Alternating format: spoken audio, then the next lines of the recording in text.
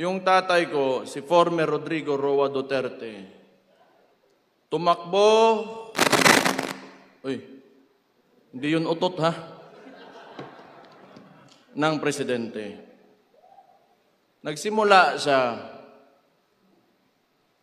may survey, 15 to 20%. Okay? Ngayon, lumabas siya sa kampanya at sinabi niya, dalawa lang ang plataforma niya.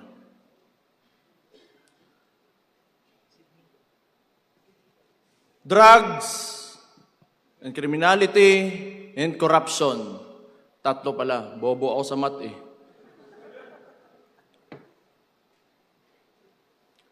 Noong panahon na naging presidente yung tatay ko, hindi ko akalain na babanggain niya talaga yang tatlong pinakamalaking problema ng Pilipinas at nailagay siya ng Pilipino kasi alam nating lahat na yan talaga ang problema ng Pilipino kaya't hindi tayo umaangat. Kaya nailagay siya ng mga Pilipino bilang Pangulo ng Pilipinas. At anong ginawa niya? Inalis niya lahat yon at kung anong sinabi niya sa entablado, talagang ginawa niya. Kaya bumaba siya ang approval rating niya. Kung hindi 90, nasa 80, hindi bababa dyan. Ibig sabihin nun, kamong mga pobre, kanang mga komunidad, kayo mga nasa community, naramdaman nyo ang pagmamahal niya sa bayan niya at sa mga Pilipino.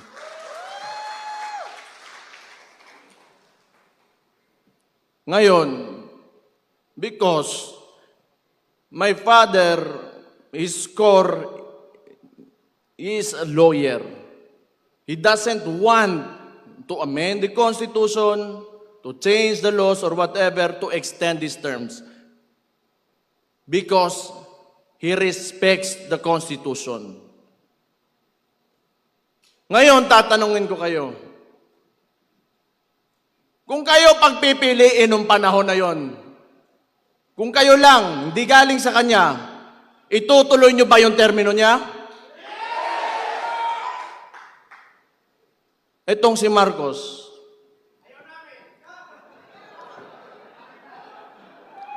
ganun buang na ni. Buang, adik, ingon pa sa iyang igsoon, bangag, sirayong puwet, diverculitis, kung ano-ano pinapasok siguro dyan. Ano achievement nito? Binalik yung droga, binalik yung kriminalidad, binalik yung korupsyon. At ngayon yung putang inang yan, gusto pa magpatagal ng termino niya. Magaling din. Sa kawalang hiyaan ang pukin ng inang yan. Ganito kasi yan. Ang gobyerno, panahon ni PRD, dinicentralize niya. Meaning, power and influence, hindi utang ina ng kabalo sa tawag ng English ng yawa.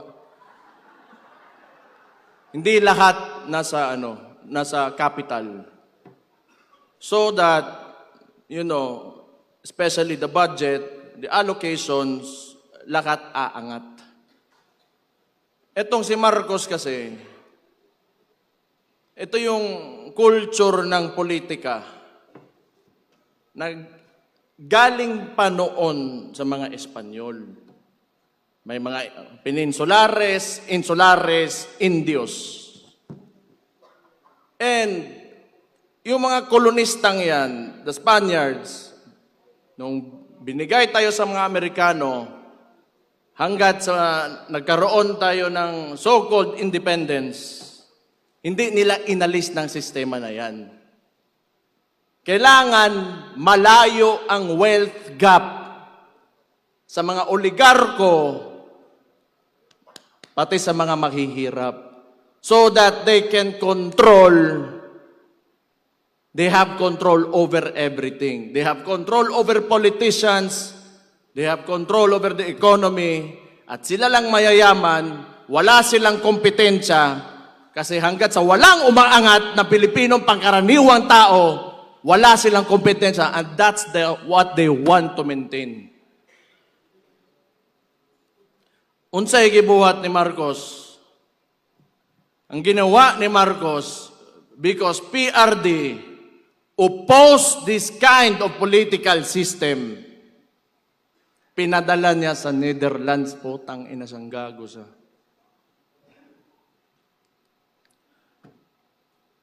Mali and Niger had a joint statement that the ICC is an instrument of neo-colonial powers on the hands of imperialism. Tanawan ninyo, ano pang bumalik dito sa Pilipinas? EDCA sites. Kung kailan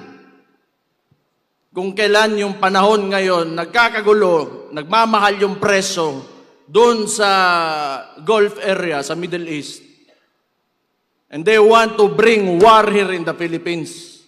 Nagtatayo ng mga military bases. And there's rumors that they want to put up a military base in the Davao region. For what? Who will benefit from war? Ito kasing si Marcos, they want us divided. That's why, yung independence ng Mindanao, do not subscribe to that, sinasabi ko sa inyo. Lahat tayo Pilipino. Bago pa dumating yung mga dayuhan dito sa Pilipinas, Pilipino na tayong lahat. Ito, kaya sinabi ko yan, nagbanggit ako ng Amerikano, sasabihin na naman nila, pro-China kami, pro-China ako. Tatanungin ko lang kayo, yung Scarborough Shoal na yan, it is documented in a cabinet meeting. Andun si Trillanes, si Ochoa. They were questioned by Enrile during the time of Aquino. Noong panahon ni PRD, may annexation ba? May expansion ba na nangyari sa China? Wala. And yet they accuse us. No. It's because si PRD wanted an independent foreign policy. That's why he was taken to the ICC.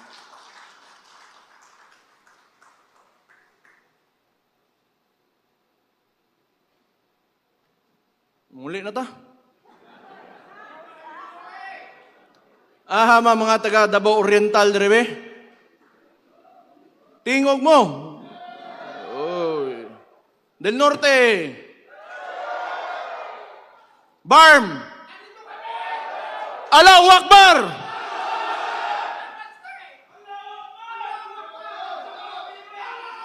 Davao del Sur. Uy, gibutang mo mas likod, luuya gud ninyo. Occidental. Usara ka buok. Di, bitaw. Ang sinasabi ko lang, si PRD kasi binangga talaga yung mga issues ng Pilipinas that have been encumbering us from, socio-economic growth. I do not know. Maybe, probably probably these oligarchs do not want Filipinos to know. Kasi nga, pag ikaw may negosyo, you do not like competition eh. And when you give everybody a chance, an opportunity to, lift themselves out of poverty, then you get a mind of your own. Tapos magkakaroon, they will speak against you and, criticize. Ayaw nila nun. They will not profit from it. So muna, katong na presidente akong amakan, muna suko kay na sila, galit sila kay PRD kasi siningil yung tax, pagbabayarin sila yung utang nila sa gobyerno. And for what? It's because so that money can be used for people. Tanawa karon, hospital, PGH used to have 100 million a month.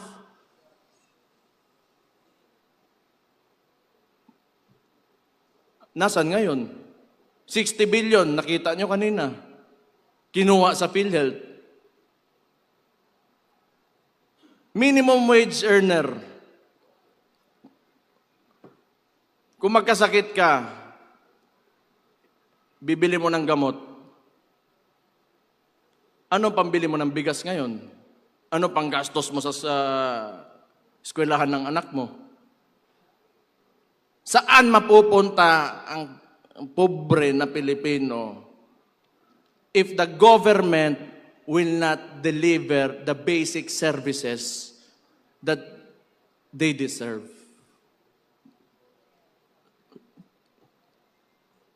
Do you think, pag ito tuloy-tuloy pa rin, may bansa pa tayo? Do you think na we will have, our children will live in a future where they can live comfortably?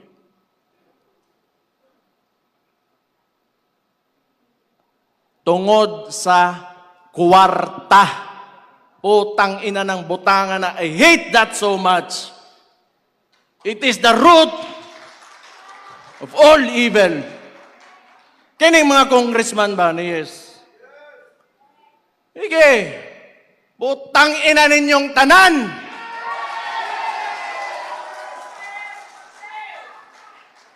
Kamo, musod mo og politika, papasok kayo ng politika.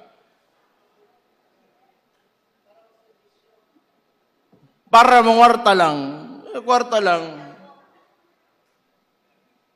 Bakit nandyan pa kayo?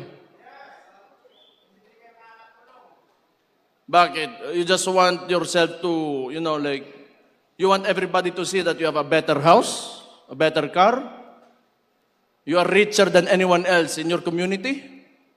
Yan lang? Para sa kinabukasan ng bayan natin?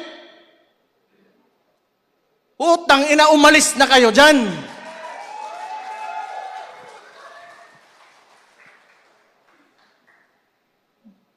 Utang ina ni mga tauhan ng yawa, yun.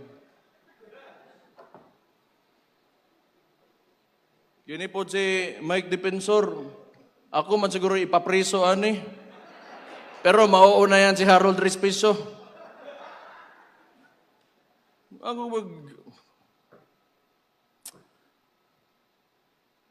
I'm really sick and tired of politics. Noon pa naman yan, before I naging vice mayor ako. Isa pang binalik ng adik na pangulo na sabi ng kapatid niya, hindi, kailangan ko i-put into para sasabihin naman ni Matibag na, oy, sinabihan mo, adik, ikukulong ka, pusasan ka, pakyo ni mong buhanga ka.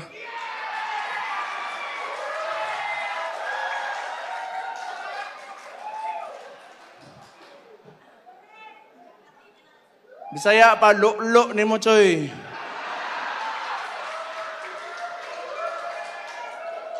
Tama si Mike.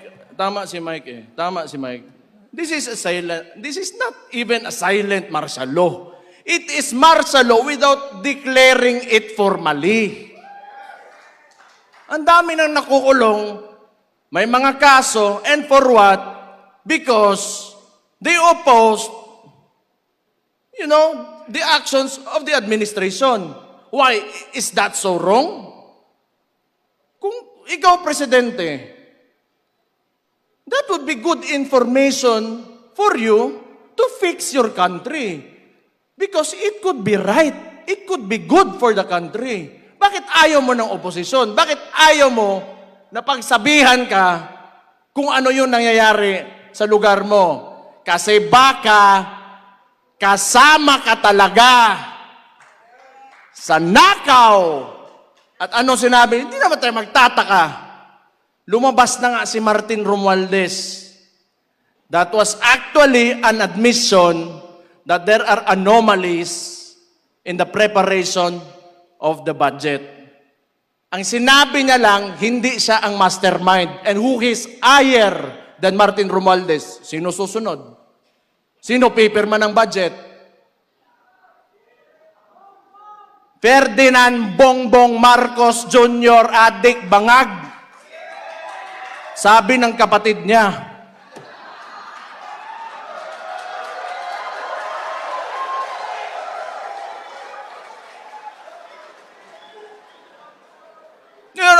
Ako ang ginaingon dire ba? Ako ginaingon gani. Awa, nanaghan ng adik karon. Dumami ang adik. Dito sa Davao, lagi may huli. Sa ibang lugar, wala. Hinahayaan nila. Takot yung mga pulis.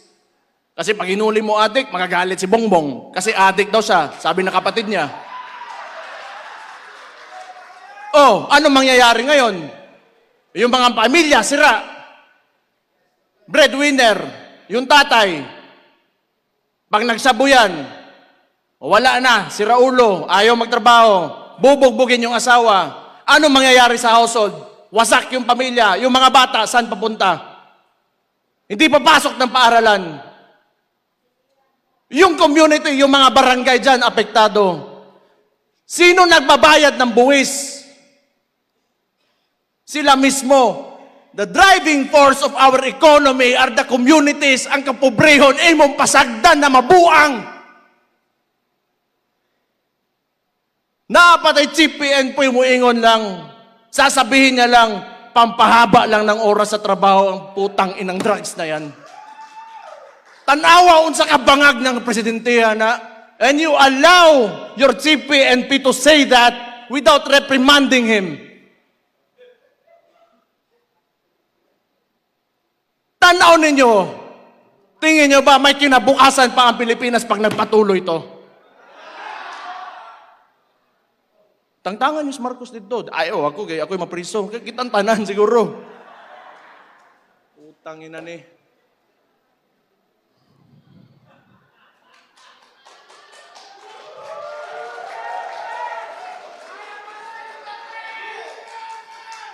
Kini ba? Yun sa impeachment. Balikon lang nako ani mga congressman. Ako, believe ako doon sa, how many do we have who said no? 25? Give a round of applause to those people.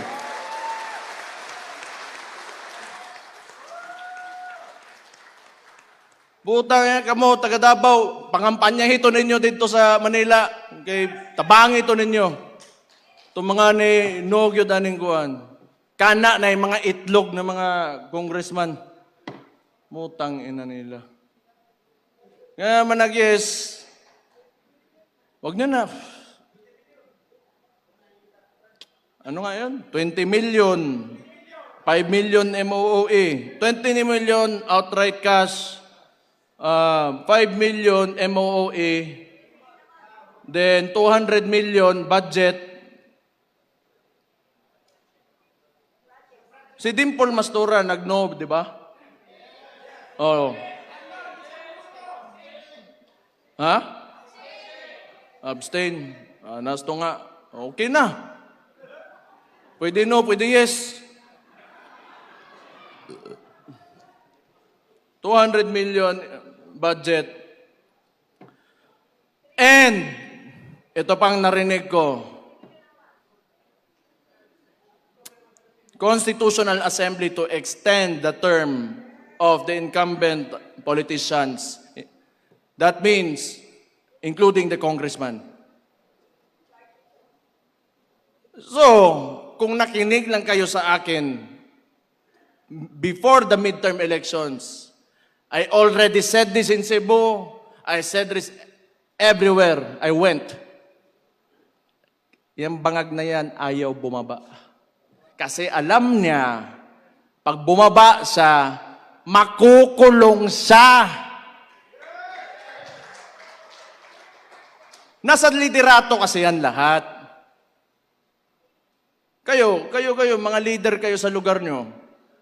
If you allow looting of, public funds, then that is because you allowed it. If you do not allow it and you have strict policy against corruption, hindi talaga mangyayari yan. Ang problema, sabi nga ni Martin Romualdez, hindi siya ang mastermind. And sino yung leader? Sino yung ulo ng Pilipinas ngayon? Si Marcos. I do not know if Martin was pertaining to kaning adik nga bangag nga way uwaw bawba nga presidente nato. Ingon siyang igsuon ha. Sabi ng kapatid niya. Ang bahog-ba, totoo yan kasi kausap ko yan kasi tinulungan ko yan yung kampanya. Naamoy ko, bahog-ba, ang tawanan eh. Pero noon, sa totoo lang, naloko rin talaga ako. Akala ko, wala lang, parang walang buot lang talaga to. Parang bata lang ba? Ngayon, bata talaga at adik pa talaga, sabi ng kapatid niya.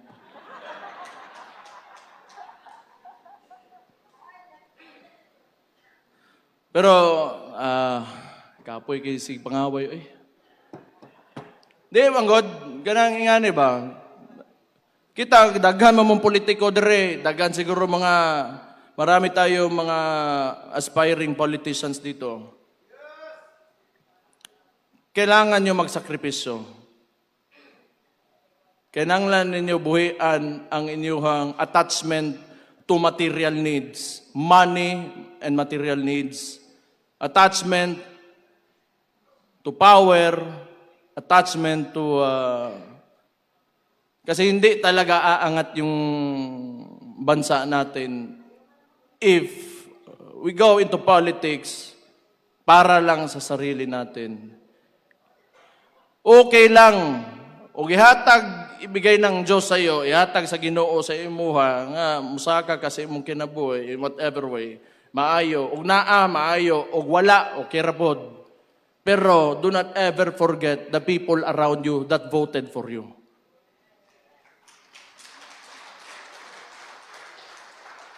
Kinahanglan, pag ikaw nas politika, di lang ang imong gipampili na mga tao, mga pinili mo lang na mga tao at ikaw yung aangat. Unahin mong angatin yung mga tao. Huli ka na talaga. Maunang politika. Manerbisyo ka eh. Mo gani ang tawag na public servant.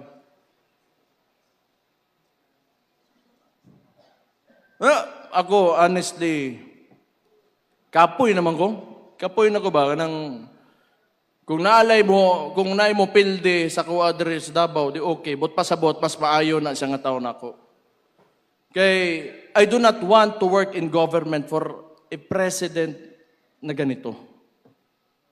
Because nothing is happening.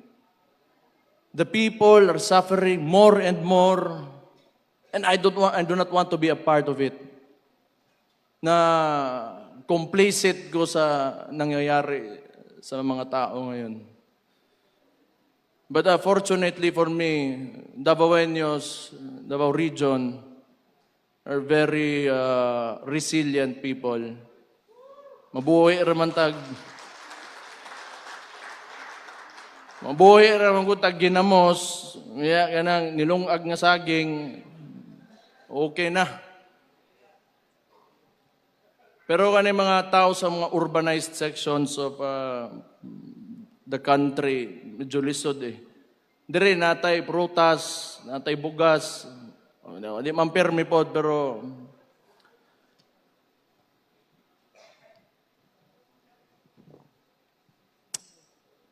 huna-hunaan ninyo. You should think about it. We have to do more. We have to do more. We have to push harder. We cannot allow this administration to go beyond 2028.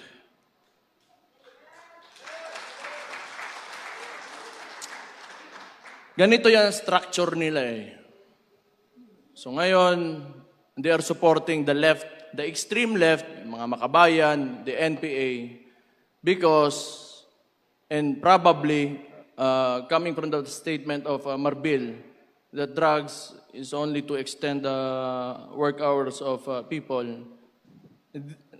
That's why they are lenient on these groups and individuals because yun lang ang allies nila.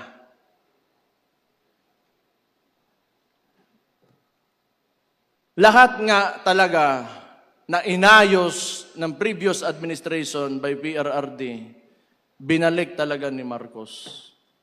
And look at what happened. Look at what is happening to us now. We have never been more divided than ever before until this fucking president came into office. So anong gagawin natin? Since the Vice President has already announced her candidacy for the 2028 elections, ngayon pa lang, magsisimula na tayo.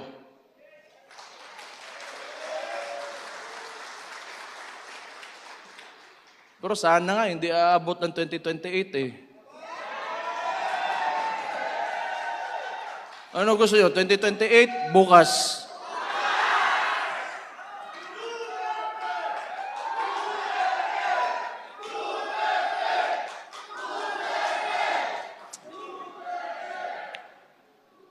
Kana, ginas inyo hagyod. Tanaw ninyo, ako'y pangutana sa inyo, kita mga kabisayaan ba? Kung nang Malacanang dire, humana ni ugma, no?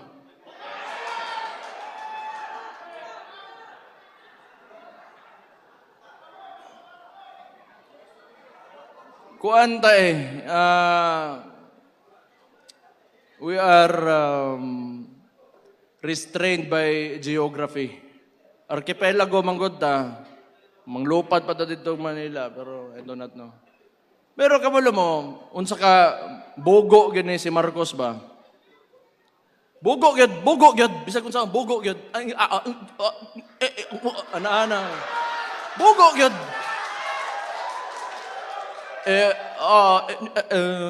Wala tayong magagawa. Oh. Pag may nangyari, wala tayong magagawa. Yan natin panyo.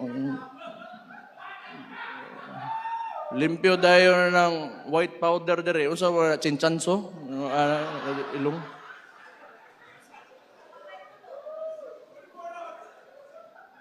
Di bugo ba? Siya yung nagbukas ng flood control issue because, you know, the narrative that they wanted to present to the public, kasi itong mainstream media, hawag na po, tangin na po din yung mainstream media mo, yawa mo.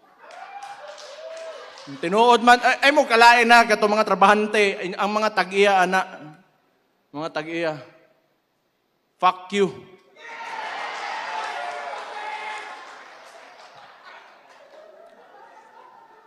So they wanted to, you know, form this narrative that Bongbong Marcos is the savior. So PowerPoint pa, nga murag kinsang maestro ang gago. Oh, these are the contractors that, had ghost projects. Contractor? O ikaw? Nga na ka, utang ina, scammer. Scammer ng tawhana, yun. Scammer, yun.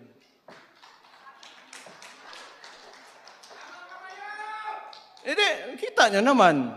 Magkasama sila ng kapatid ko, ng Vice President. Ito lang yung, I want to put out this argument ba. They started destroying the reputation of the Vice President with the 125 million confidential funds. But how much have we lost? How much money have we lost in the flood control projects? More or less $2 billion. And now they want to impeach the Vice President?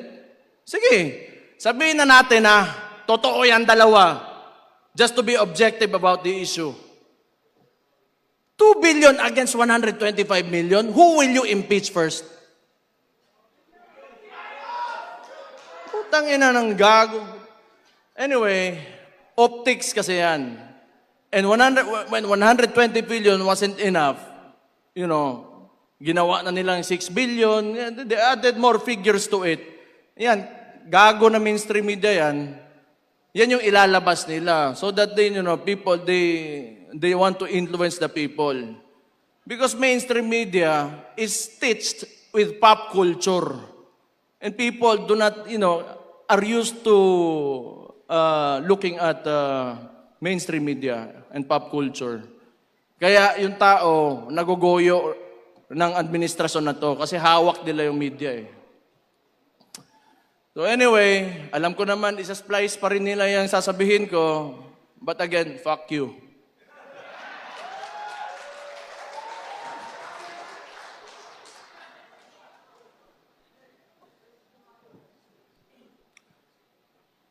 Hindi, maluoy ta sa itong nasod. Natay mga anak ba? Natay mga anak. Ako'y mga anak. Namoy mga apo. Unya, kaugbaon ba? Future ba? Future.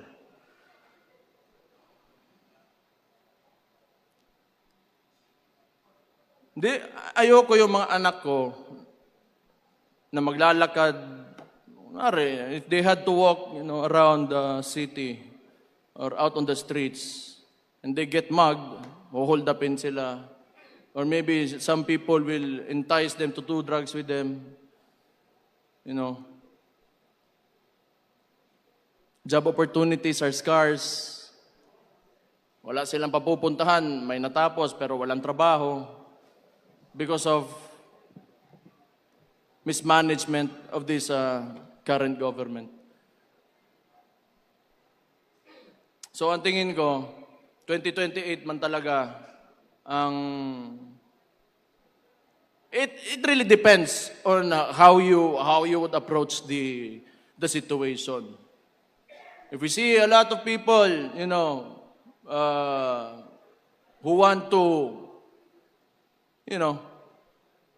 take Marcos out of office, then that could happen. But if not, there is 2028. So kaya sinasabi ko, we should start now because we are facing an administration that will use all the money that you paid as taxes in this government against VP Inday Sara Duterte. That is what happened in Congress and probably, I do not know with the Senate, pero kaning mga senator, I think kailangan na to palakpakan nga ni Kapulit Agua. So your support to these senators means a lot. Whatever you can, social media lang talaga tayo, hanggang social media lang talaga tayo eh. Yung mainstream media, fuck you again. wholeheartedly put out your support for these senators, and it will mean a lot to them. Discuss among your communities. Discuss to you want to not really convince, but tell your story on why you believed in the governance of former President Rodrigo Roa Duterte and why it should continue in 2028 through VP Inday Sara Duterte.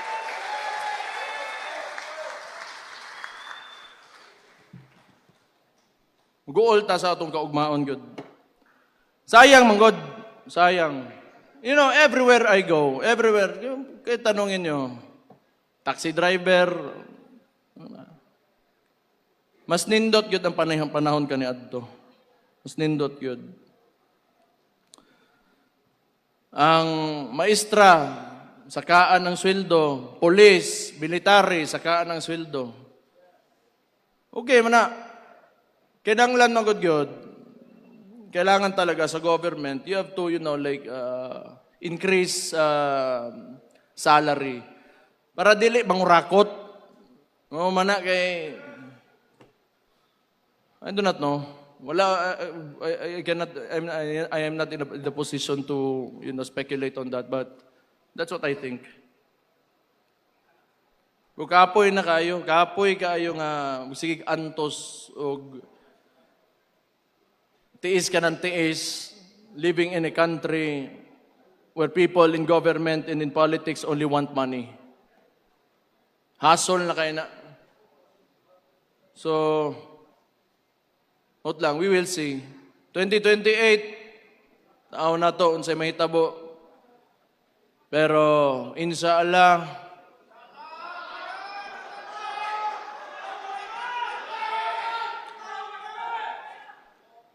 dili mismo, butang dalang ato ang kandidato, si Inday Sara Duterte, pero ang Pilipinas, mauli sa mga Pilipino.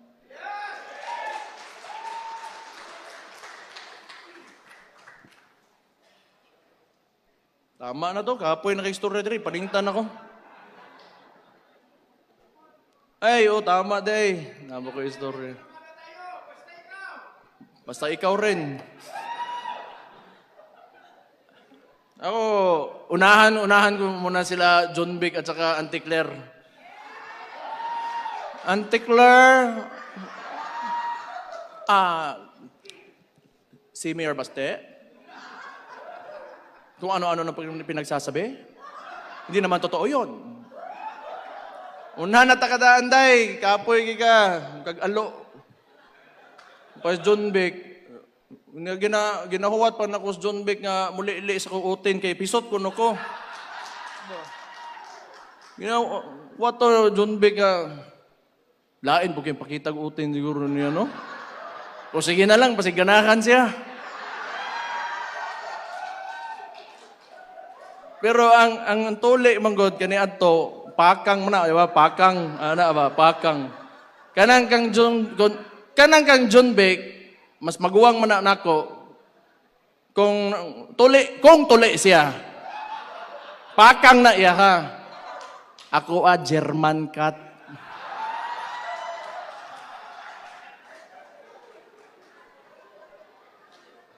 Yawa, basta DILG secretary, moro na mo ingnon, unsa mo ka eh. Yun lang sasabihin mo. God damn it.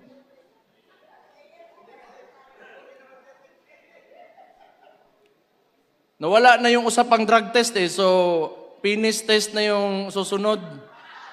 Kung supot o hindi. Bitaw. Actually, lahat ng nakawan na yan, ginagawa nila yung diversionary tactic, yung impeachment kasi talaga, so that they can continue to loot the money of the people, taxes that you pay. So, tayo kuha na. Ano man, mag-rally ta? Tanaw ninyo. Ha? Kay ingon man si Kong Leon Libiste, magpadado siya barko. Papadala daw siyang barko.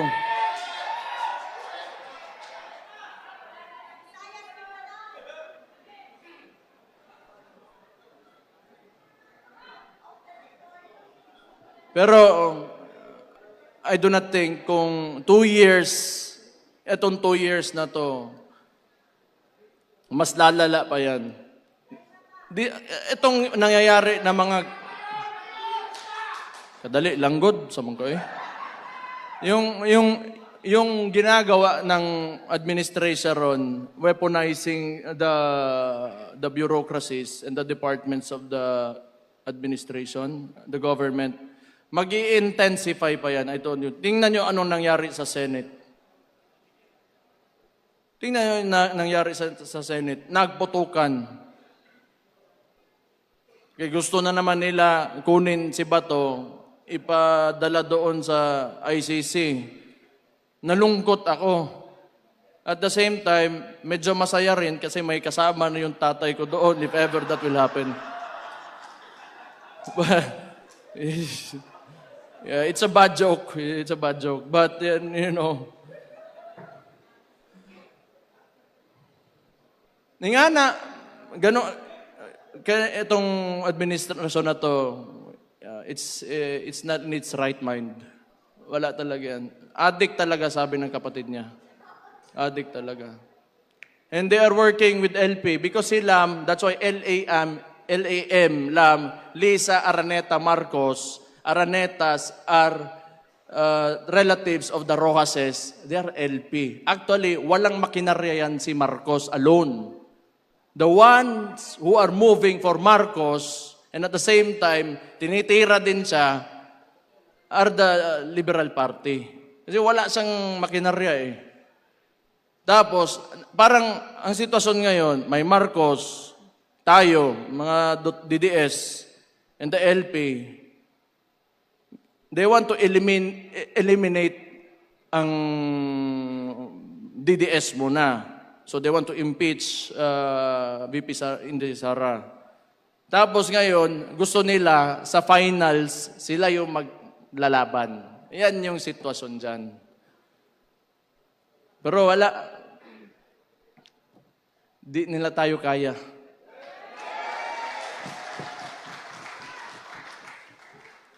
Wala namang alam kasi talaga yung mga gago na yan. Talaga walang alam, putang ina.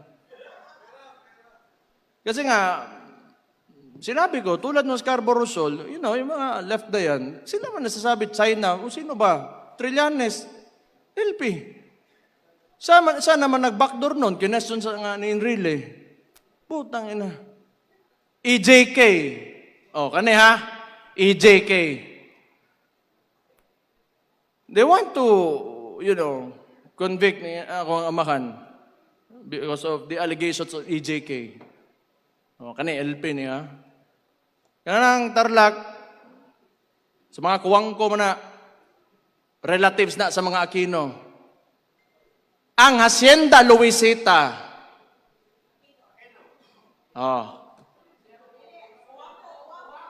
Kuwang ko day. Diba mo, ibutang ninyo ang tao dito sa Netherlands, sa ICC. Because he fought against drugs that destroys communities. And yet these people are silent about Hacienda Luisita, who wanted land reform, who wanted their land back. Unsa ka ipokrito ni mga tawhanan ni. Oo, kasabot yun anak nila. Sige sila balik-balik og EJK, tanawa karon, bumalik si Mabilog, bumalik si De Lima, and they are alleged narco-politicians, ni daog pag yun tong nagpapusil-pusil, bitaw diri siyang bukton. Kerwin, yawa na mayor pambuang, no? Kuya, usad ba? Tagigit. Kaya wala yun. Bumalik talaga lahat ng problema na nawala na sana. So, anyway, wala naman din talaga ako sasabihin. I just want to thank you for all of you for spending your time here. I just want to tell you, like, we should think about the future. We should think about our children, your grandchildren. We should aim for a better country, much better than this one, a lot better than this one. O gihatag unta sa Ginoo, inshallah. So, to end this, tayo ay kikilos na para kay VP Inday Sara Duterte. Tayo lahat nandito dahil hindi tayo susuko. At hindi natin tatanggapin ang ginagawa ng administrasyon ngayon. So sisimulan na natin ngayon pa lang na mailagay natin si VP Inday Sara Duterte sa 2028 bilang Pangulo ng Pilipinas. Mabuhay ang Pilipinas! Mabuhay ang Pilipinas! Allahu Akbar! Maraming salamat ug maayong hapon sa inyong tanan. Matibag!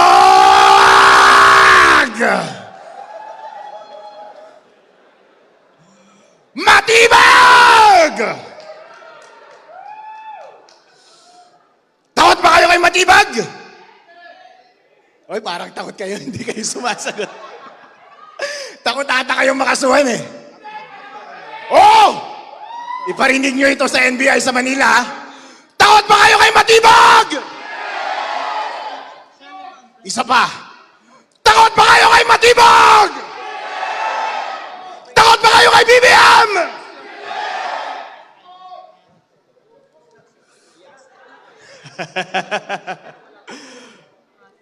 Huwag kayong matakot mga kapatid. Ako si Atty. Harold Respicio, Vice Mayor ng Reyna Mercedes Isabela. Galing sa Northern Luzon. At ang Northern Luzon ay solid Sara Duterte!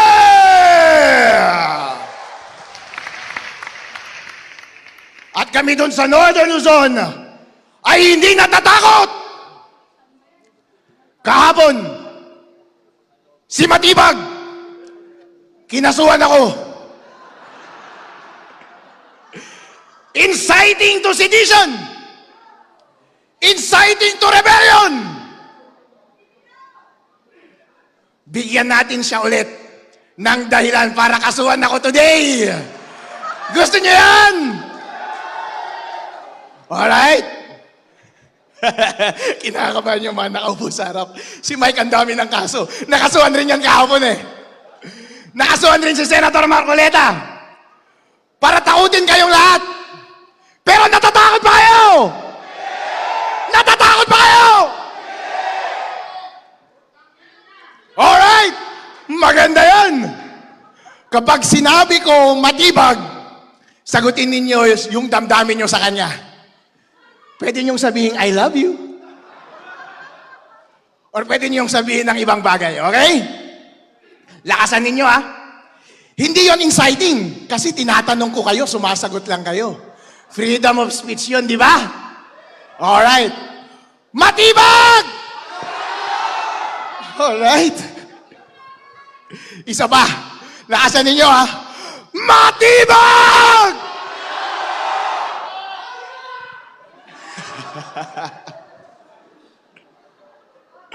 Gusto nyo next BBM?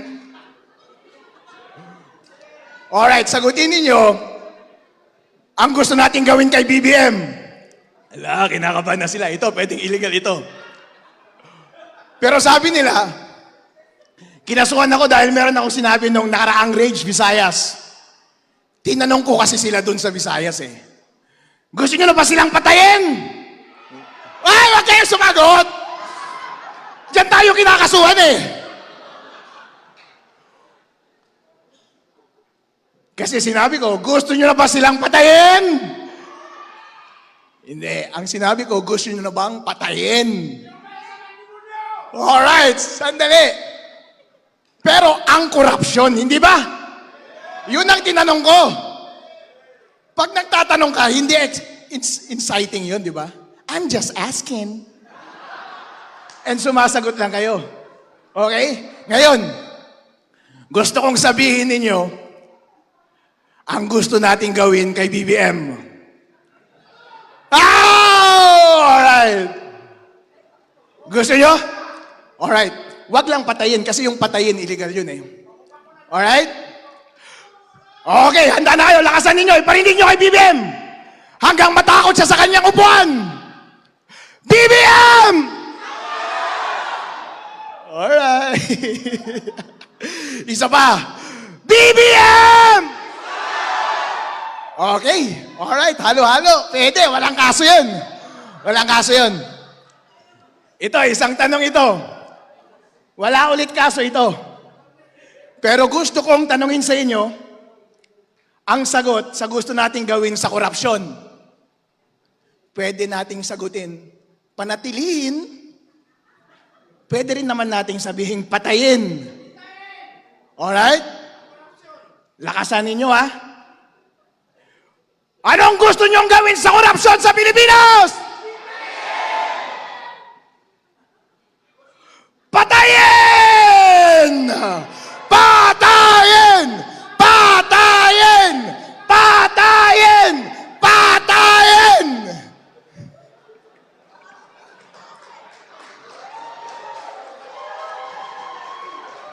Okay lang yan. Kapag may kakasuhan, ako naman ang kakasuhan eh. Handa naman akong makulong habang buhay. Sabi ko nga, handa akong magpakamatay eh. Hindi ba?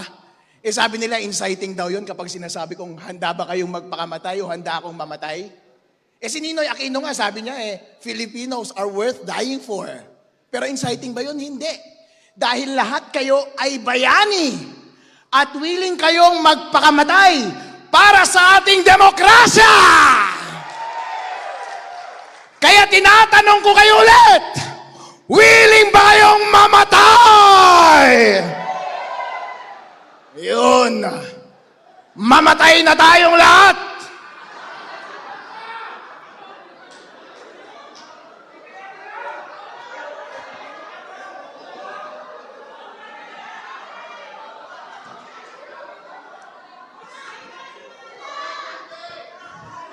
Sino mo unahin natin? Alright. Krimen yan. Kayo ang dapat kasuhan, hindi ako.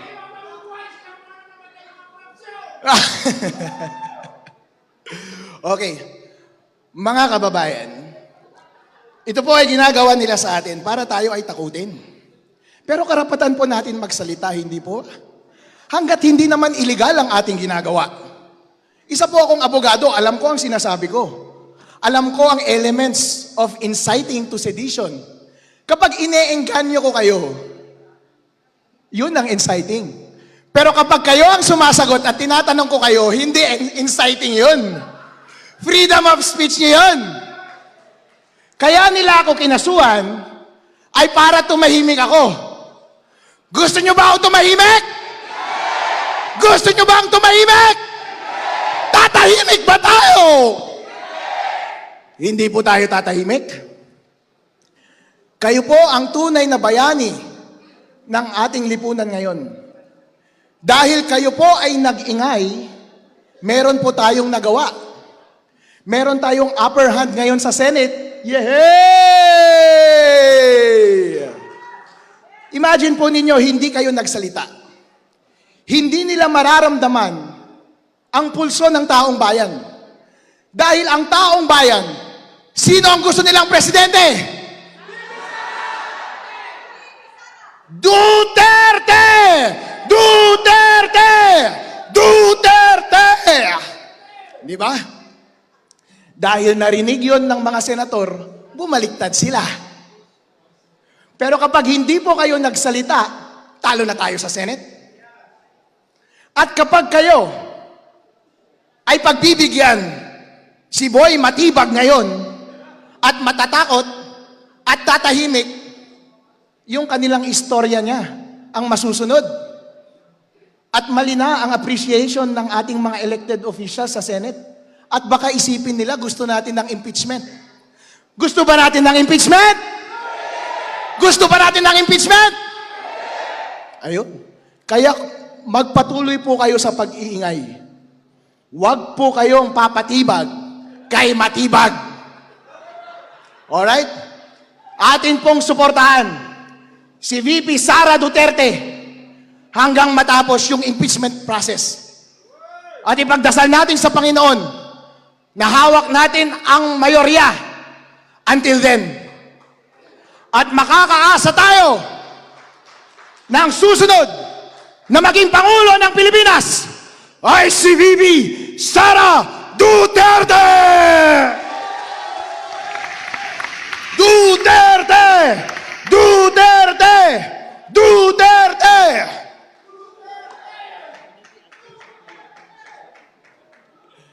Yun lamang po. Maraming salamat, mga kapatid. Thank you very much, Vice Mayor Harold Respicio. Daghang salamat.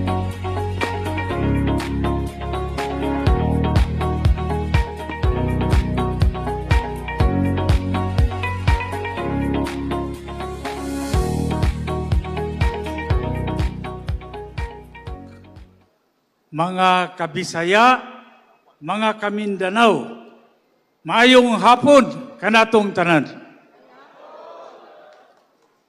Dako akong pasalamat nga karong hapuna ni atang tanan, halos taga Mindanao man siguro ni ug Davao Region. Salamat yung kayo mga igsuon ko nga nagtapok-tapok ta diri karon. Karon, tuguti ko nga niining mga taknaa, musumbong ko sa inyo ha sa akong gibati. Tungod kay wa man ko'y lain kasumbungan, kundi ang katawhan ragyod. May igsuon, dako ang akong kahiubos, dako ang akong kasakit, nga nagtanaw, nga kadaghanan sa congressman sa Davao Region ning boto og yes sa impeachment ni Vice President Sara Duterte. Simple lang kayo ang gipilian sa mga congressman, kwarta o kahon. Maurag yun na kasimple, kwarta o kahon. Sakit kayo hunahunaon. Davao del Norte, butang nato. Ang akong probinsya, Davao del Norte. First District sa Davao del Norte. Maunay akong distrito sa una. Pagbasa sa pangalan, Congressman Uy Di Carlo. O Di Claro ba na o Way Claro? Ang gipili, kwarta. Second District sa Davao del Norte, Lagdameo. Ang gipili, kwarta. Adto ta sa Davao de Oro. First District, Congressman Sambura. Ang gipili, kwarta gihapon. Second District, Congressman Sinisa. Ang gipili, kwarta gihapon. Pastilan. Nangutan ako, asa naman ang birtud sa kanang utang kabubuton? Panahon ni PRRD, ang tibuok Davao Region, dako ang benepisyo nga dawat sa administrasyon sa Duterte. Gani sa akong distrito, na diha gipatukod ang pinakataas nga flyover sa tibuok Mindanao. Wala gani sa Davao City. Naa dito sa Tagum City. Nahimutang ang pinakataas nga flyover sa Mindanao. Sa kuang termino, pagka-congressman, ang mga katawhan sa akong distrito nag-enjoy og zero billing sa hospital. Kung masakit, ma-hospital, bisan pilay bayronon sa hospital, inigawa sa pasyente, zero, walay bayranan. Ngano man to? Tungod kay ang presidente sa Pilipinas nga si Rodrigo Duterte, maayo man ang palakad sa ekonomiya sa atong nasod. Karon, unsa naman ang ekonomiya sa nasod? Pastilan. Katong isang adlaw, na briefing nga nahitabo kung unsay kahimtang sa ekonomiya sa Pilipinas. Ngit-ngit pa sa alkitran, mga igsuon ko. Ang projection sa economist, ang bugas, way siguro, muabot og 70 pesos per kilo. Unya, siyempre ang dollar, nagkamahal. Ang pesos nato, nagkagamay. Muna'y problema ang dako. Third or last quarter of this year, ato nang matagamtaman, labi na gyud katong atong mga igsuon nga nagkalisod-lisod, matagamtaman nila ang kapait sa kinabuhi. Gutom ang mga tao. Karon kung gutom ang mga tao, unsa may ato ang hulaton, unsay paabuton? Crime rate musaka na sad. Musaka na sad ang crime rate. Mao na nga kung kining iyon aning mga panahon ng mga igsuon ko, ang ako yung mamiss nako ang Duterte leadership.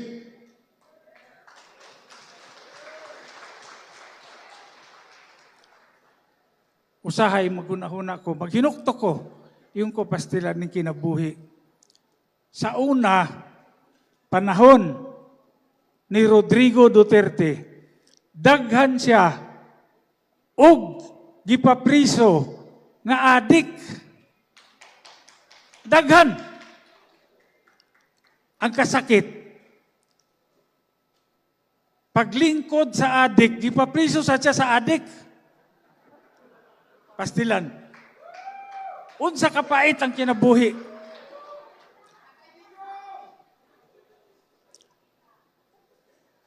Rodrigo Duterte, gipapriso ang mga adik. Nakuha-kuhaan. Nalipay ang katawhan. Paglingkod sa presidente, ang mga tao nimbutar sa dug adik.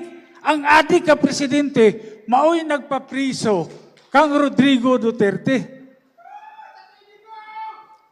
Mao na hangtod karon ang atong minahal nga presidente naagihapon sa Hague sa prisuhan. Busa kitang tanan nakakatakaron diri. Mangutan na ta, ako abogado. Mangutan ako na may gibutang ang konstitusyon kining saligang batas ng Pilipinas.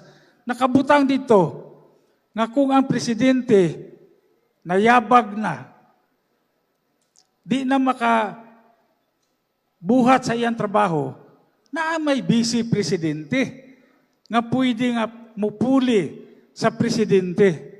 Nganong di man na mahitabo? Sige daw. Sulti daw may biyon sa atong buhaton. Pangutan ta mo. Unsay na atang atong buhaton para mawala na ang adik nga presidente. Ha? Oh.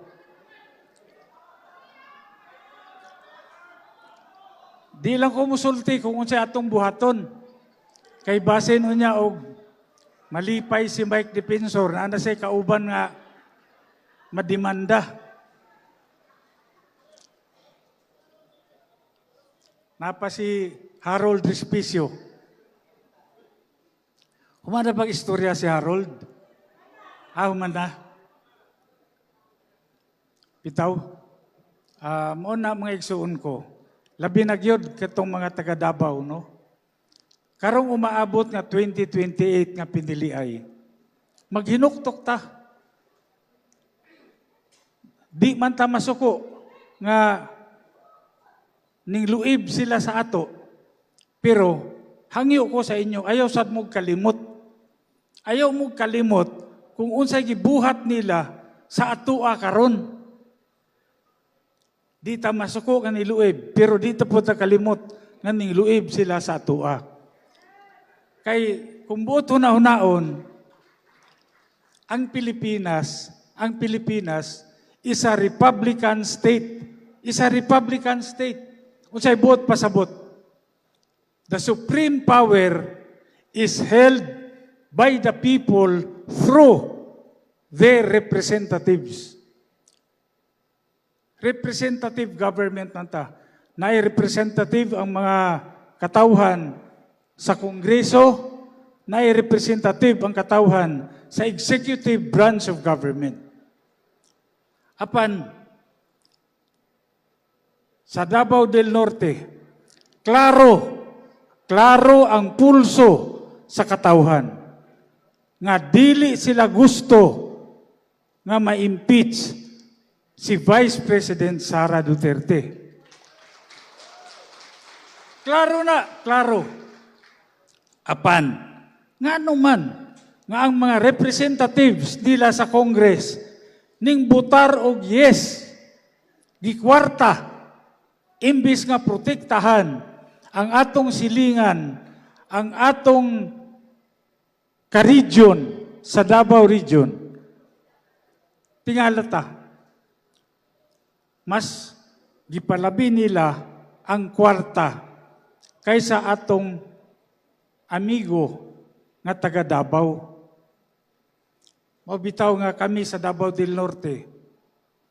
Karon pa lang, sayo pa, nagpurma nami kung kinsa ang among ipuli nga gobernador sa Davao del Norte. Oh, nasya karon diri atong kauban. Ang umaabot nga gobernador sa Davao del Norte, Mr. Joe Relampagos. O ang iyang vice-gobernador, umaabot, ang kanhing mayor sa Tagum, Alan Rillion.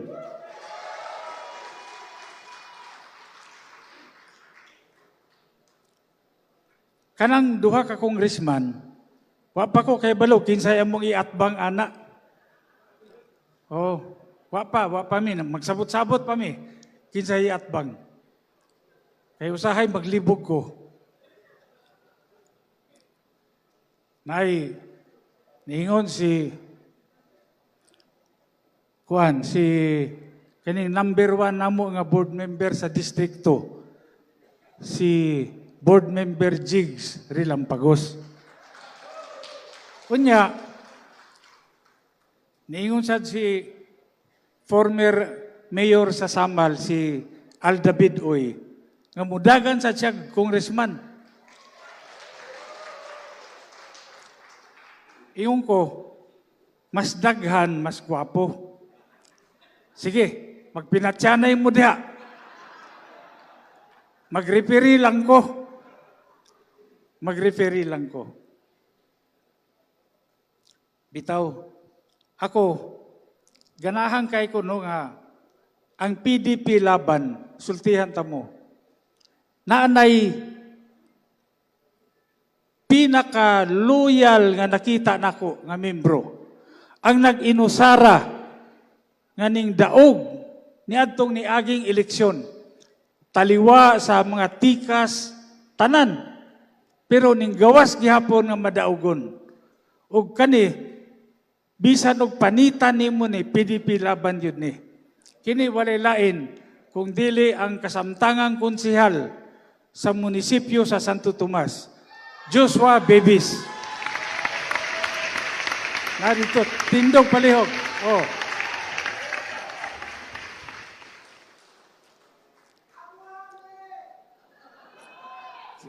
Tinood. Kini si Joshua Bebis. bayot ni. Pero sultihan ta mo ha, sultihan ta mo, mas ligon ang iyang baruganan kaysa nagpaka matso-matso diha.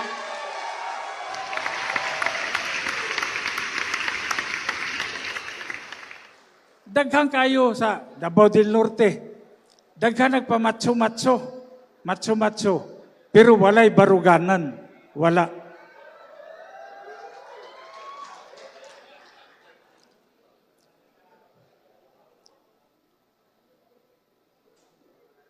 Sa Davao de Oro, kauban nato ang former governor na karon diri, Tyron Uy. Maura siguro niyang uy nga nagno.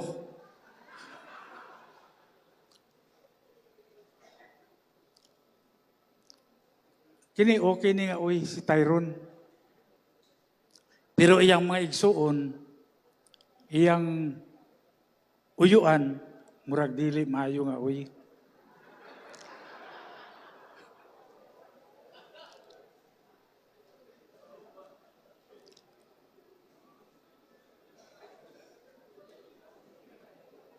Dagan Tyron.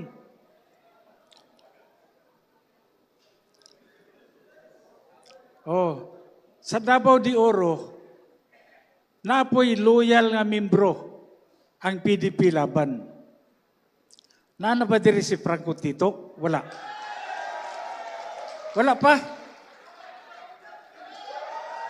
Nana, oh. Kini si Franco Tito, kada eleksyon, dagan yun siya, dagan. Pero naluoy ko kay wapoy daog-daog ng buwangan eh.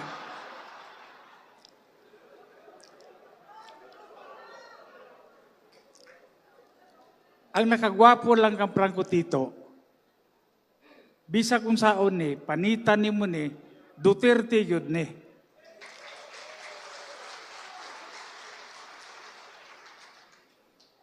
O na, ako manghinauton nga unta, ning umaabot nga pinili ay, mag-uban ni sila ni Tyron o si Franco Tito.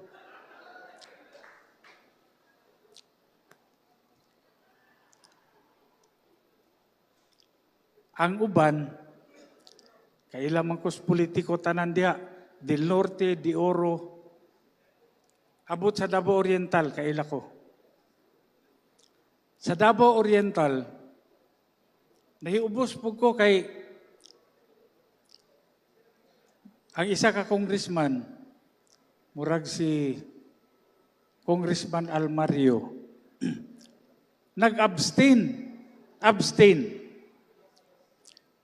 Pero si Congressman Dayang Hirang, nag-no. Di ba? Oh. Ang problema magod sa abstain, kanang abstain, murag naglibog, wa kasabot kung asa. Naglibog. Hilom. Hilom nga yes ang abstain. Hilom nga yes. Hilom nga kwarta. Hilom nga kwarta. Mana maigsoon, daghan yung kayong salamat nga sa padayo ninyong suporta sa pamilya Duterte. Mauna, 2028, siguruho na to, Duterte pa rin. 1972, then President Ferdinand Marcos declared martial law in the Philippines, claiming it was necessary to save the country from chaos and communism. But behind that reason was a darker reality. Thousands of Filipinos were arrested without warrants. Many were tortured, disappeared, or killed. The media was shut down. Congress was closed. Fear ruled the streets. Human rights groups estimate that more than 70,000 people were imprisoned. 34,000 were tortured, and over 3,000 were killed during this period. At the same time, billions of dollars in public funds were allegedly stolen, while ordinary Filipinos sank deeper into poverty. For 14 long years, freedom was silenced. Martial law changed the course of Philippine history, and its scars remain.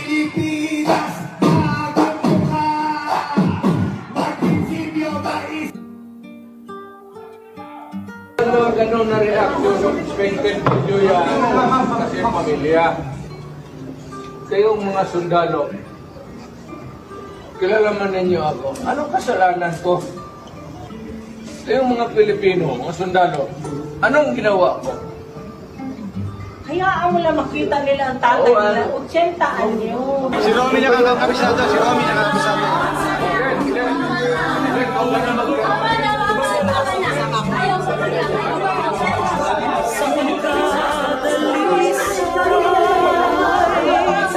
At pagkadakila.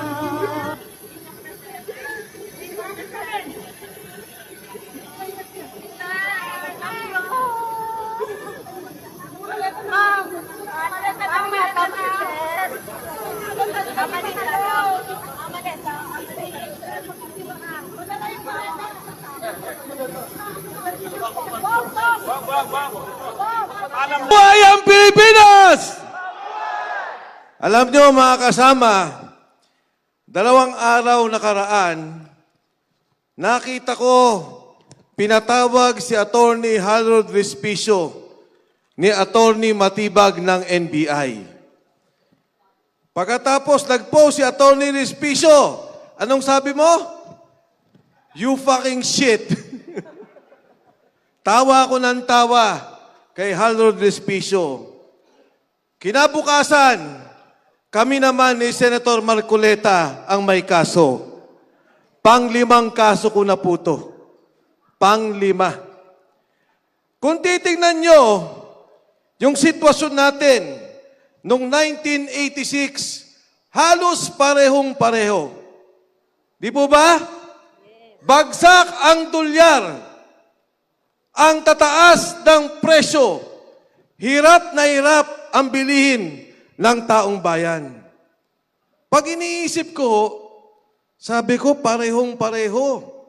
Marcos Sr., Bongbong Marcos Jr.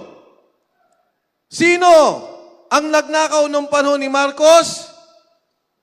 Kokoy Romualdez. Sino ang nagnanakaw ngayon? Sino? Martin Romualdez. Tapos sino hong kasama nila? Dati, si Ber at saka sino yun na General Esperon sa Metrocom? Abadilla. Sino ngayon ang nagpapatupad ng martial law? Sino?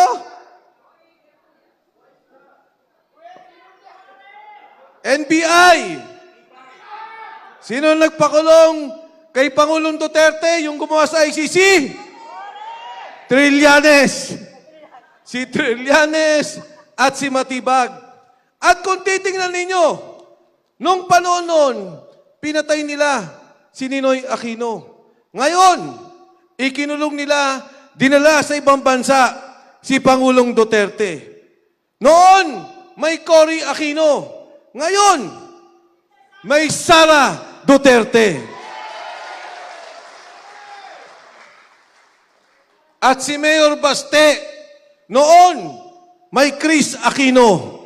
Ngayon, may Baste Duterte. Alam niyo mga kasama, itong nangyayaring korupsyon, grabe talaga. Nagsama kami. Andyan si June Esperon, Alcusi, nakasama ko yan sa kabinete. Hindi ganito. Dati, bibigyan ka 70 million. Sasabihin sa'yo, 40 million local projects. 30 million para doon sa mga ayuda. Ilagay mo sa ospital, ilagay mo sa DSWD. Alam niyo ho, magkano ngayon ang pondo ng bawat congressman? 2 bilyon kada distrito. 2 billion pesos. Yan yung Cabral files ni Lian Libiste. Hanggang ngayon, Sa 2026, ganun pa rin ang ginawa nila. Kaya nga po, napasama ako dito nung unang lumapit sa akin si Sergeant Gutesa. Ang sabi sa akin ng kaibigan kong tagapamantasan ng Pilipinas, pakinggan mo, ipakilala mo kay Senator Marcoleta. Nung aking kong pakinggan si Sergeant Gutesa, ang sabi niya, Sir, nagbibilang kami ng pera sa bahay ni Saldico sa Valle Verde. Ang pagbilang namin ng pera, hindi na counting machine, kilo-kilo na. Dahil ang 1 milyon ay 1 kilo. Sa kanya ko nahulaman. At ang isang maleta, ang kayang ilaman, 48 million pesos. Binibilang kilo-kilo ni Mark Teksay at ni Paul Estrada, dumadating ang pera, dinideliver nila sa bahay ni Saldico sa Horizon. Matapos mag-deliver, ibababa nila yung pera, dadalhin sa Aguado sa Malacanang at sa McKinley sa Forbes Park. Ang sabi na sa akin, Sir, isang delivery, nakita ko at sinabi naman na niya, si Congressman Eric Yap nag-deliver 2.3 billion isang delivery. Nagulat ako. Sabi niya, maniwala kayo, sir. Pati ang media, nakita ko ang bigayan. Ang Department of Health, nagalit sila dahil may kontratang ayaw pagbigyan. Sabi nila, zero budget. Pero nung matapos umoo, yung Secretary of Health, binigyan ulit nila ng pondo. Hindi po ako makapaniwala sa sinasabi ni Sergeant Gutesa. Gulat na gulat ako. Bagkus ganun, pumunta kami kay Senator Marcoleta. Hindi ko pa kasama si Gutesa. Ang sabi ko kay Marcoleta, Senador, pakinggan mo to. Sabi niya, kilala mo ba yan? Sabi ko, kilala ko yung nagpakilala. Pero sigurado ko, hindi nagsisinungaling to. Nagkita po kami sa isang restaurant. Pinaliwanag ni Gutesa. At sinabi pa ni Gutesa ng panahong yun, nadidinig ko, nung inuhuli po si Pangulong Duterte, nandun ang NBI, nandun ang mga ahensya ng gobyerno sa Maidas Hotel ni Saldico, hinihintay naming arestuhin si Pangulong Duterte. Alam niyo mga kasama, ang sabi ni Senator Marcoleta, Sergeant Gutesa, parang awa mo na. Baka huling hearing na to. Pag hindi ka magsalita, hindi malalaman ng taong bayan kung anong nangyari sa pondo ng ating bansa. At doon po sa aming pag-uusap, tinanong siya, bakit ka lumabas, Sergeant Gutesa? Sabi niya, Sir, kami po sundalo. Sumusunod lang. Nagdadala ng pera. Nung nakita po namin yung flood control scandal na bilyon-bilyon ang ninakaw at yung aking kamag-anakan at kamag-anak ng aking mga kasama nasira bahay, nawala negosyo dahil sa baha, nagdesisyon akong lumabas para na lang po sa kinabukasan ng aking mga anak. Alam niyo mga kasama, mag-isang nagpunta si Sergeant Gutesa sa Senado. Nagpanotaryo, mag-isa. Magkakasama kami nung gabi. Ang sabi ko, Sarge, mauna na ako. Sabi niya, Sir, walang problema. Ako na magpapanotaryo. Pupunta ako sa Senado. Tumawag si Senador Marcoleta nung umaga. Ang sabi ni Senador Marcoleta, Mike, pwede bang pag tinanong sino nagpakilala, sabihin ko ang pangalan mo? Sabi ko, okay lang, Senador. Walang problema. Umpisa pa lang ho. Sinabi na kagad niya, ang nagpakilala sa akin kay Sergeant Orly Gutesa ay si Mike Defensor. Sabi ko, patay na to. Laban na. At doon nga po nangyari. Lumabas si Sergeant Gutesa. At anong ginawa nila? Nung una, Ang sabi nila, pro-protektahan. Ilalagay doon sa kampo para proteksyonan si Sergeant Gutesa. Nung huli, under detention na si Sergeant Gutesa. Pinapirma nila ng affidavit na ang sinasabi, nagsalita lang daw siya ng ganon dahil ang sabi ko daw at ni Senador Marcoleta ay bibigyan namin siya ng pera. At yung kanya pong affidavit, binago na wala siyang delivery ng pera kay Martin Romualdez. At higit sa lahat, yung kanyang pamilya, yung bahay niya, araw-araw binabantayan, tinatakot ang kanyang asawa at ang kanyang anak. Hindi ba ang sabi ni Bongbong Marcos, alamin natin ang katotohanan? Hindi ba ang sabi niya, mahiya naman kayo? Bakit nagsasalita ng mga tao? Ginigipit niya, kinukulong niya. Tayo, nagalit, ay pinakapatungan ng kung ano-anong kaso. Dahil po ang totoo, siya ang mastermind ng nakawan sa bayan na to. Kaya nga po, nung lumabas yung 18 Marines, at kausap ako ni Attorney Baligod, ang sabi ko sa kanya, tutulungan ko kayo. Bakit? Ayokong mangyari. Yung nangyari kay Gutesa sa 18 Marines.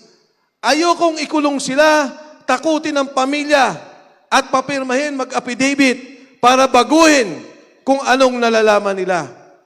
At magugulat po kayo. Kaya pala, na-impeach si BP Sara. Milyon-milyon, male-maleta, folder na binibigay sa mga miyembro ng Kongreso para ma-impeach si Inday Sara Duterte. Yan po ang ginawa nila. Tinanong ko, nung kay Laila de Lima, totoo ba na nakita nyo? Totoo, sir.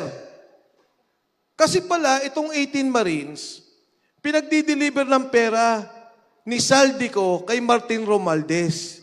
Pupunta doon sa townhomes, sa Forbes Park. Sasabihin ni Martin, pengi ako na 20 na folder. Magdadala ng folder doon. Nakita nila pumasok si Laila de Lima. Nakita nila pumapasok yung mga kasamahan sa Kongreso. Paglabas, yung perang binalot nila, yun ang bit-bit-bit-bit. Kaya sabi ko sa kanila, bakit hanggang ngayon, hindi nila imbestigahan ang mga sundalo? Dahil alam nilang totoo na tumatanggap sila ng maleta. Totoo na tumatanggap sila ng pera. Kaya mga kasama, itong away sa Senado, hindi to away ng impeachment. Alam nila na hindi nila kayang impeach si BP Inday Sara Duterte. Alam nila na wala silang numero. Ang takot nila ay ang Blue Ribbon Committee hearing. Ang takot nila ay lumabas ang katotohanan. Ang takot nila ay ituro kung sino ang nagnakaw sa kaban ng ating bayan. Kaya mga kasama, doon sa nagtatanong, sabi nila, ano ang reaksyon mo doon sa kaso nyo ng plunder ni Senador Marcoleta? Alam nyo, ang plunder, non-bailable. Ang sagot ko sa kanila, tumatawa ko at natatawa ko dahil wala kayong kaso. At alam ko na takot lang kayo na maungkat ang totoong nagnakaw. Yung mga nagsasalita laban sa korupsyon, may kaso. Yung mga nagnakaw, yung nagplunder, yung kasama sa flood control, malaya, walang kaso. Pinoproteksyonan pa ng gobyerno ni Bongbong Marcos. Sino ang hindi magagalit? Alam niyo ho, ang may kaso sa flood control, 10. 10 lang. Ang kilala ko lang nga lang 5. Sino ba? Si Yusek Bernardo, naging state witness pa. Si Alcantara, naging state witness pa. Si Bryce Hernandez. Ang kilala ko lang sa senador, pinailan nila, Senador Joel Villanueva, Senator Jinggoy Estrada, Senator Chis Escudero, puro kalaban nila. Sino pa naalala nyo? Wala na. Sino pa?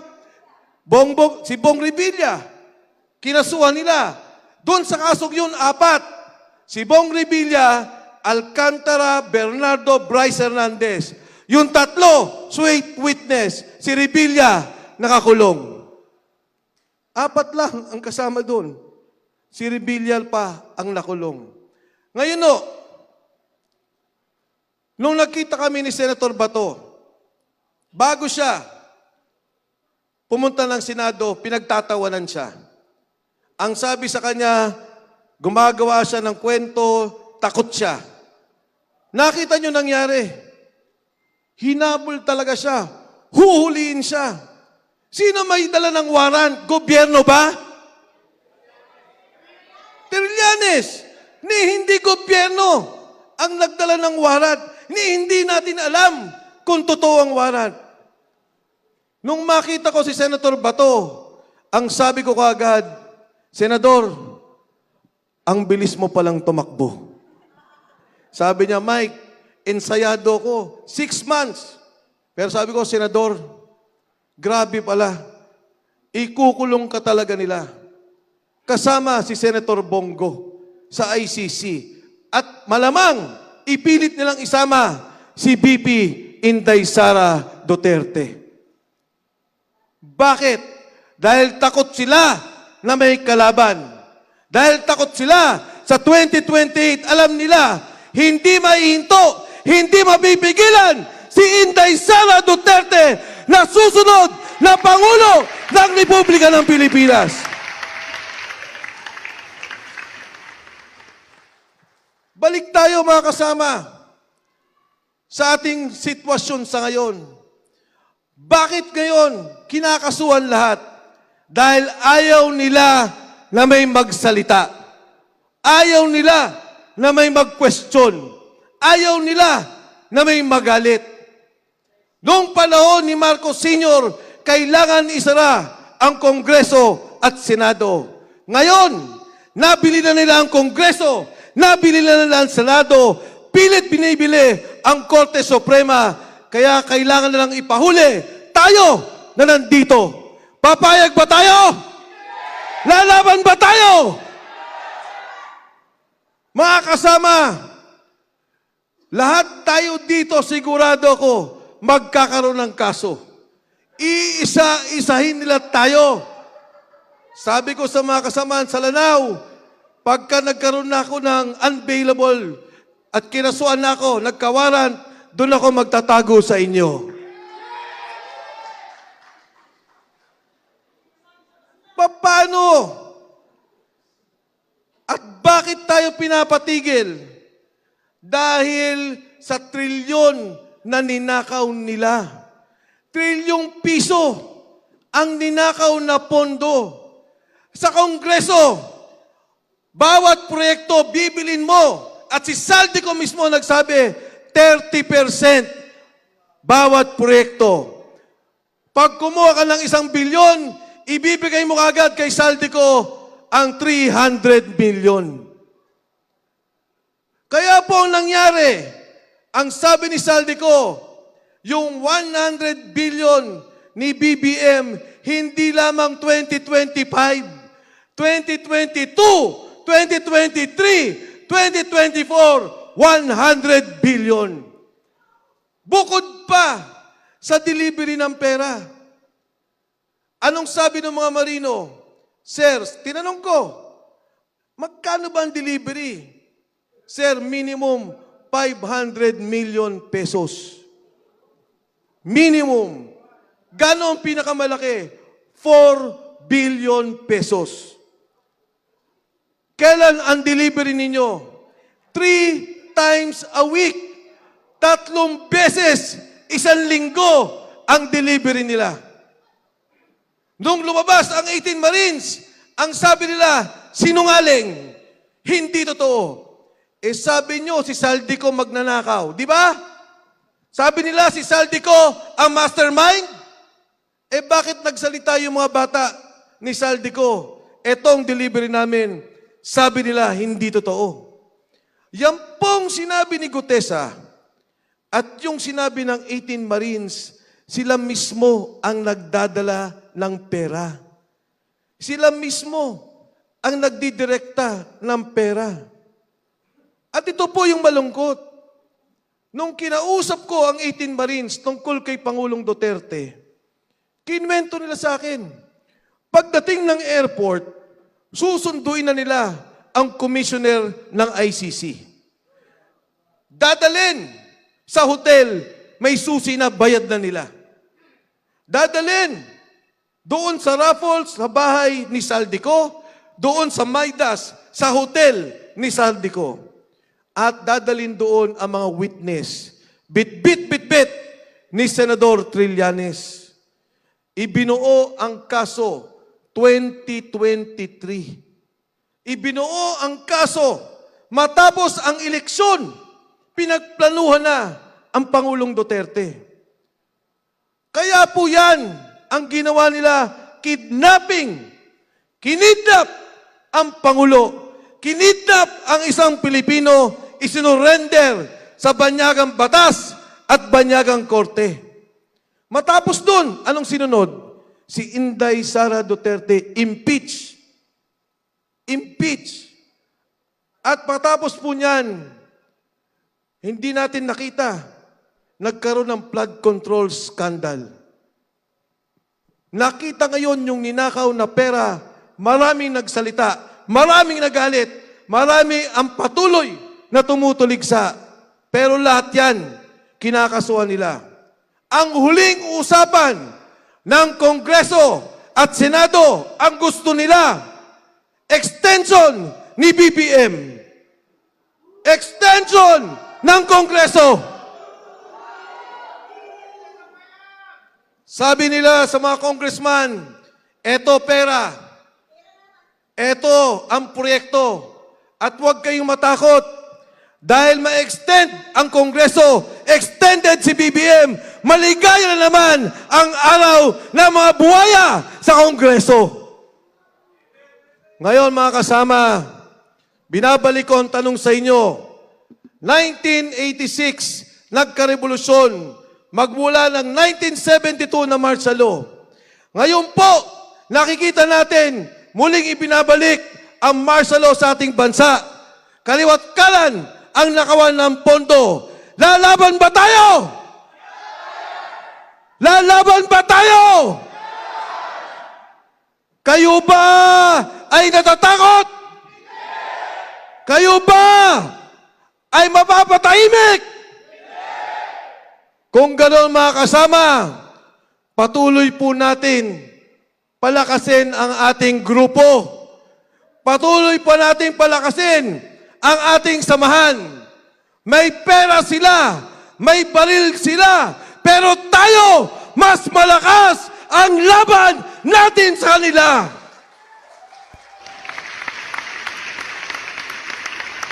Kaya nga mga kasama, lumapit kami ni Speaker Bebot Alvarez sa ating pinuno ng ating samahan.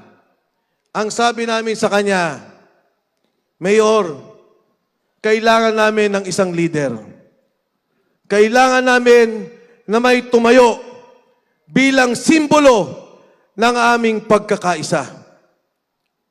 Si Pangulong Duterte, nandito tayo hindi lamang para sa Kanya, kung hindi ang prinsipyo, ang paninindigan, ang liderato na ipinakita ng isang Duterte para sa ating bansa.